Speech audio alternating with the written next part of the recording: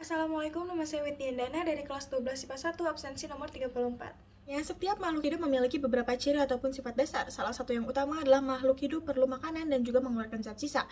Apabila kita cermati, sifat dasar tersebut mengarahkan kita kepada suatu mekanisme yang terjadi dalam tubuh makhluk hidup yang disebut dengan metabolisme. Metabolisme yang terjadi pada setiap jenis makhluk hidup tentunya tidak sama. Salah satu contoh proses metabolisme atau anabolisme yang sering kita dengar adalah proses fotosintesis. Kesempatan kali ini saya akan membahas mengenai fotosintesis tumbuhan Hydrilla verticillata. Sebelumnya, mari kita kenali apa itu atau klasifikasi tumbuhan Hydrilla verticillata dulu.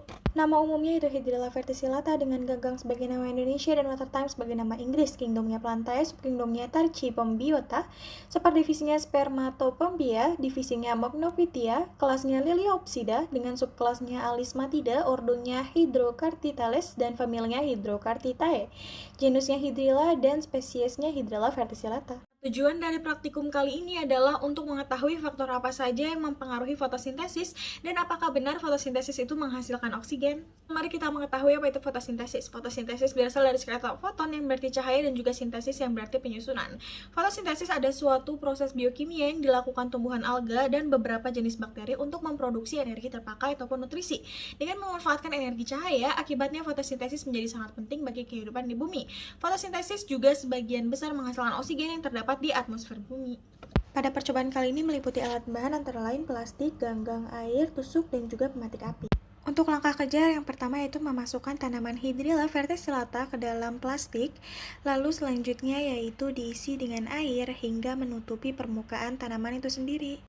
Selanjutnya yaitu mengikat namun tetap menyisakan udara di dalamnya. Selanjutnya taruh plastik di tempat yang sesuai dengan label, tempat gelap dan juga tempat terang. Percobaan kali ini saya menghasilkan bahwa tumbuhan yang taruh di tempat terang dengan waktu 30 menit menghasilkan gelembung lebih banyak. Dan juga saat dimasukkan bara api ataupun tusuk lidi, bara api tetap menyala dalam waktu yang cukup banyak ataupun lama. Sedangkan di tempat gelap dengan waktu yang sama 30 menit tidak menghasilkan gelembung sama sekali, dan saat dimasukkan bara api pun sangat cepat dalam memudar. Proses ini dikarenakan tumbuhan Hydrilla tidak melakukan proses fotosintesis di tempat yang gelap sehingga tidak dihasilkan gelembung yang banyak. Gelembung tersebut berupa oksigen karena semakin rendah intensitas cahaya, semakin rendah pula ATP atau energi yang terbentuk sehingga memperlambat laju reaksi, sehingga pada pertumbuhan pertama ataupun di tempat gelap tidak dihasilkan satupun gelembung. Sedangkan di tempat terang, semakin tinggi intensitas cahaya maka semakin banyak juga atau semakin cepat ATP yang terbentuk, sehingga mempercepat proses fotosintesis sehingga gelembung yang dihasilkan semakin banyak.